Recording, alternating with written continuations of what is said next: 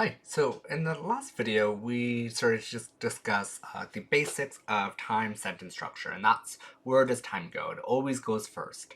So you remember you need to inform the person for the time to help them understand the tense because in ASL we don't have different signs for different tenses. So now we have our second sentence. Tomorrow she needs to run, and as always, first we're going to go ahead and identify all the different signs or all the different words.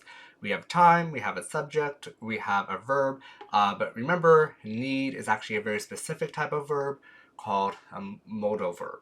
So, and if you forgot, go find the video that talks about modal verbs and go watch it so you remember what it's about. And so we're just going to add an M so we know that's a different type of verb. It's not just any type of verb, it's a modal verb. So again, if you forget, go watch that video. And lastly, we have, well, we don't need to, we have run, which is just a normal verb in this sentence. So let's go ahead and put up all of our signs. We have tomorrow, she. Now, if, remember, we can't just point, we have to actually sign girl. Again, if you forget why, go find one of the earlier videos on that. But yeah, so go find that video and watch it so you remember why we have to set up the girl first. We have to set up the who first before we use the pronouns. So girl. So she. Right? We could add she. We can do girl then point. But if this is all we're going to sign, we don't need to add the point. So we have need and then we have run. There we go. So again, if you remember from the last video, I don't change my words when I write in gloss. Right? In the first sentence we had the word went, but I wrote go.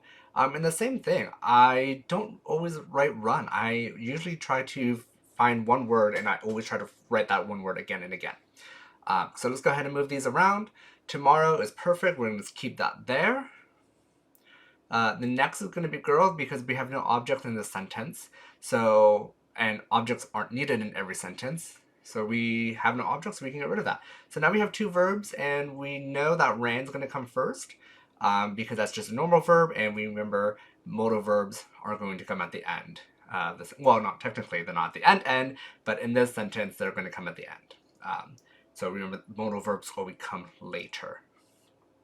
So now we have these two sentences, and this is really just a kind of the basic time sentence structure. It can become more complicated, but this is really just the basics. And this is just reminding you, time comes first, and then everything else should be exactly what you know.